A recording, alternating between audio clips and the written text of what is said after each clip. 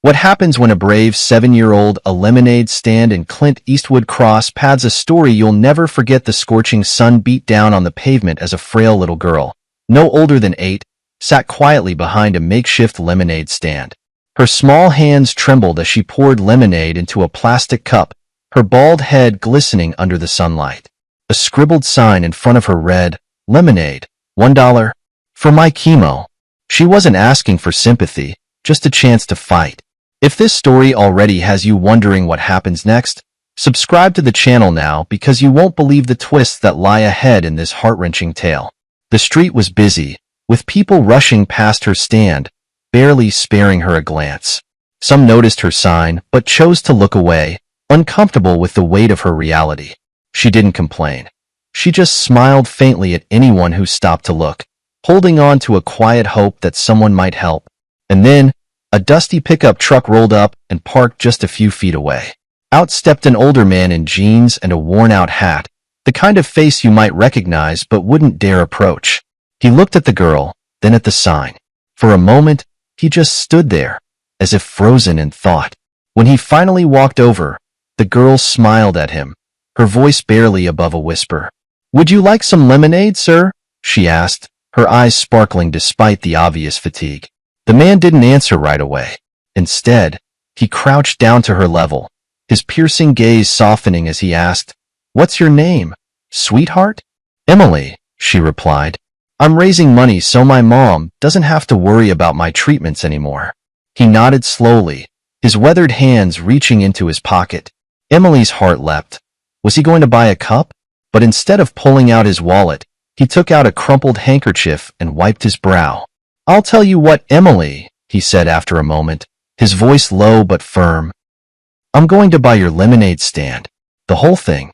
Name your price." Emily blinked, confused. "You mean, all of it?" "Yes," the man replied with a small smile. "But on one condition. You tell me why you're so strong when the world hasn't been kind to you." What happens next will change Emily's life forever and leave everyone around her stunned. Stay tuned for the next part of this incredible story. Emily stared at the man, her tiny hands gripping the edge of the table as if to steady herself. She couldn't understand why he was asking her this, or why he wanted her lemonade stand. I just don't want my mom to cry anymore," she said softly, her voice breaking.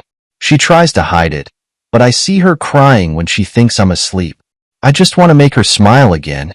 The man's expression shifted, his jaw tightening as if her words hit a nerve. He slowly stood up, reached into his pocket, and pulled out a wad of cash. "I'll give you $500 for the stand right now," he said, placing the money on the table. Emily's eyes widened. She looked at the cash, then back at him, unsure if this was some kind of joke.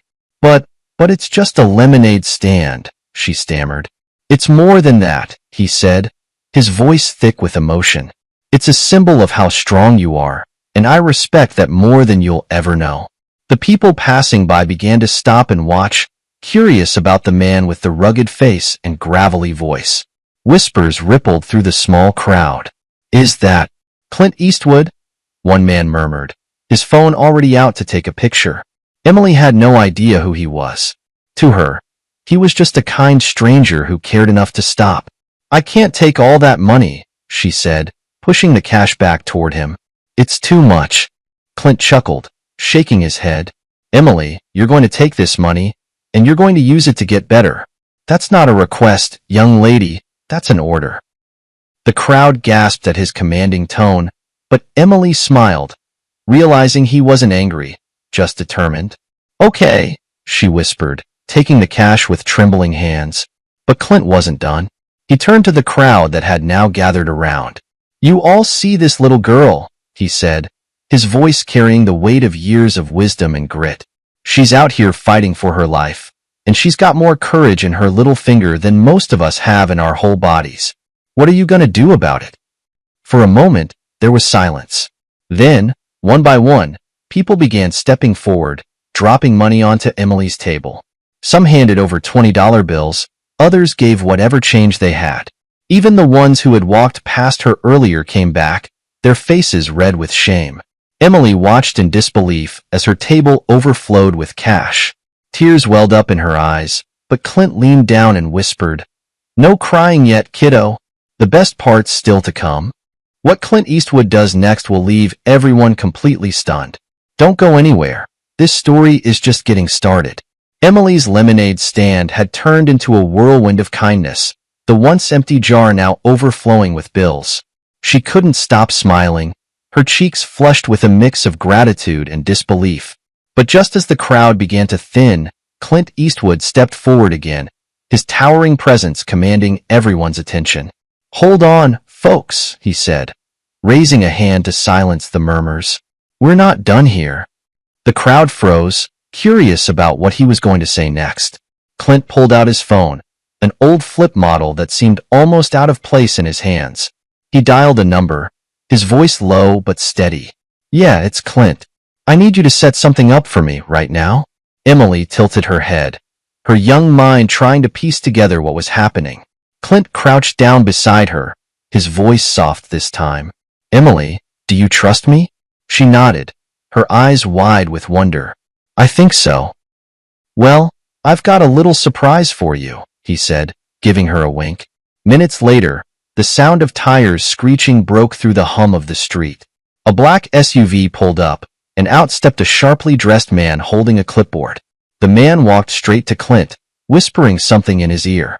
Clint nodded, then motioned for Emily to stand up. "Everyone, listen up," Clint said, addressing the small crowd that had gathered again. "This little girl isn't just selling lemonade. She's selling hope. And we're about to make sure her story goes a whole lot further than this street corner." The man with the clipboard handed Emily a small microphone and began setting up a camera. "Emily," Clint said, kneeling to her level, "I want you to tell your story. Tell the world why you're out here, and don't hold back." Emily hesitated, clutching the microphone tightly. What if no one listens? Clint smiled, his weathered face softening. "Oh, they'll listen. Trust me, kid. They'll listen." With a deep breath, Emily began to speak. Her voice trembled at first, but as she looked into the camera, she found her strength. "My name is Emily," she said, "and I'm fighting cancer. My mom works really hard to take care of me, but chemo is expensive. I just want to help her so she doesn't have to cry anymore." The crowd was silent, their eyes glued to her as she spoke from the heart. Tears welled up in more than a few eyes, but no one dared interrupt her. Clint stood by her side, his hand resting gently on her shoulder as if to lend her his strength. When she finished, the man with the camera nodded. "It's live," he said, "streaming to thousands already." Emily blinked, confused. "Live? What does that mean?" "It means," Clint said with a grin, "the whole world is watching you now." And just like that, the story of a little girl selling lemonade for her chemo treatment started spreading like wildfire. But Clint wasn't done. What he did next would turn Emily's life completely upside down and leave everyone speechless. Stay tuned, because the real twist is still coming. Within hours, Emily's story was everywhere, on social media, news channels, and even morning talk shows. People from all over the country were tuning in to watch the little girl with a lemonade stand and a heart full of hope. Donations began pouring in online. The small jar on her table couldn't hold the avalanche of support coming her way anymore. But Clint Eastwood wasn't one to stop at just creating a buzz. He had something bigger in mind. The next morning, as the sun crept over the rooftops, Emily and her mom were startled by a knock at their door. Her mother opened it to find Clint standing there, his trademark calm demeanor matched with a determined look in his eyes.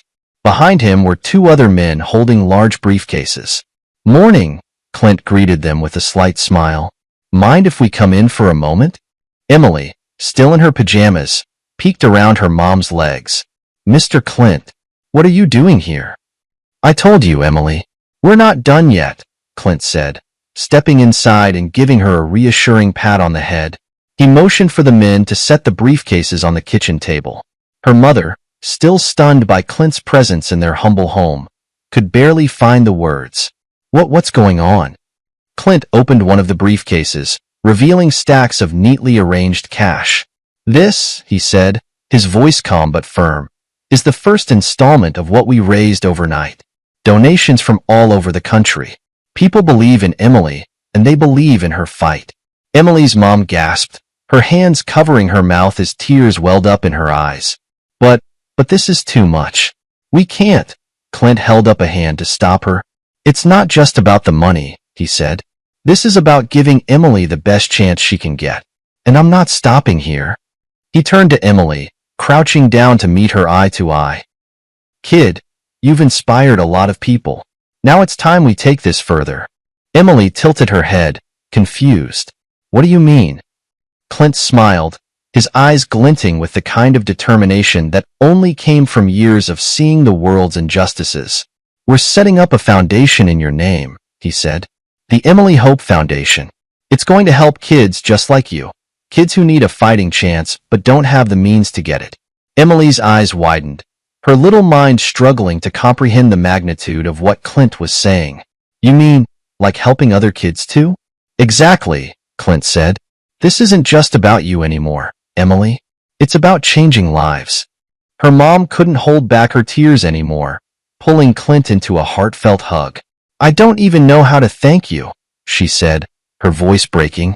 You don't have to, Clint replied softly. Just keep being the incredible mom you already are. As the day unfolded, Clint stayed with the family, making calls and setting the wheels in motion for the foundation. By evening, the story had taken on a life of its own. The little lemonade stand had turned into a nationwide movement. But just when it seemed like things couldn't get any better, Clint revealed one final surprise. A twist no one saw coming. What he had planned next would change Emily's life forever. Stay tuned for the most unbelievable moment yet.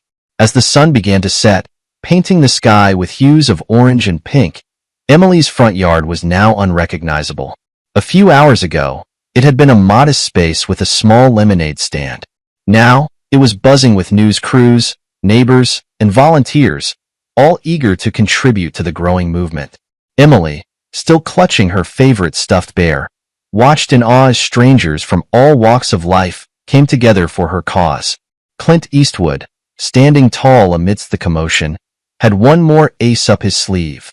He waved to the cameraman and cleared his throat, grabbing everyone's attention. All right, everyone, he said, his voice calm yet commanding. I've got one last announcement to make. The chatter died down, and all eyes were on Clint. He gestured toward a sleek black car pulling up to the curb. The doors opened, and out stepped a group of individuals dressed in sharp suits, their presence exuding importance. Emily's mom immediately recognized one of them, Dr. Anderson, the leading pediatric oncologist in the country. Dr. Anderson, Clint said, introducing him to the crowd, has agreed to take Emily's case personally. He's one of the best in the world, and he's going to make sure this little fighter gets the care she deserves. Emily's mom covered her mouth in disbelief. Oh my God, she whispered, tears streaming down her face. Is this really happening? But Clint wasn't done. He turned to Emily with a soft smile. And that's not all, kiddo, he said. We've arranged for you and your mom to move closer to the hospital. A beautiful new home, fully paid for, so you can focus on what matters most, getting better. The crowd erupted into cheers, and Emily's mom broke down completely, pulling Clint into a tearful hug. I don't know how to thank you, she sobbed. You've done more for us than we could have ever imagined. Clint patted her back gently. You don't need to thank me. Just promise me one thing, never stop fighting. Emily, who had been quiet through all the announcements, suddenly spoke up. Mr. Clint, she said, her voice small but steady. Why are you doing all this for me? Clint knelt down to her level, his eyes filled with emotion. Because, Emily, he said, the world needs more people like you. People who don't give up, no matter how tough things get. You reminded me of something important today. Hope isn't just something you hold on to. It's something you share. The crowd fell silent, touched by his words. But just as the emotions reached their peak, Clint pulled out a small, wrapped box from his pocket. One last thing, he said, handing it to Emily. Open it. Emily tore into the wrapping, revealing a golden pendant shaped like a lemon. It's for luck, Clint said, smiling. Every time you wear it, I want you to remember that you've got a whole army of people rooting for you. Emily threw her arms around Clint, her little voice muffled against his jacket. "Thank you," she whispered. The moment was pure magic, but Clint's next move left everyone stunned. He turned back to the crowd, his voice steady but powerful. "This isn't the end of the story," he said. "The Emily Hope Foundation is just the beginning. We're going to make sure no child has to fight alone again." The crowd roared with applause, and cameras flashed as Clint took Emily's hand and raised it in the air like a champion. But as the cheers grew louder, a sudden commotion near the edge of the crowd caught everyone's attention. Someone had just arrived, a person who would reveal a hidden chapter in Clint's life, one that no one saw coming. And with it, a twist that would leave the world speechless. The crowd's attention shifted as a figure stepped out from the shadows near the edge of the yard. An older man, with weathered features and piercing blue eyes that carried a weight of untold stories, slowly approached. The man's deliberate steps created a tension in the air, and murmurs rippled through the crowd. Clint Eastwood froze for a moment as his gaze locked onto the man. His usual calm demeanor faltered, replaced by something more raw, an unspoken recognition. "No," Clint whispered, almost inaudibly. Emily tugged on Clint's sleeve, her innocent voice breaking the heavy silence. "Mr. Clint, do you know him?" Clint hesitated, the walls he'd built around himself threatening to crumble. "Yeah," he said softly, his voice thick with emotion. "I know him." The man stopped a few feet away, his hands trembling slightly as he extended a faded photograph. "Clint," he began, his voice gravelly but firm. "It's been over 50 years. I wasn't sure I'd ever see you again."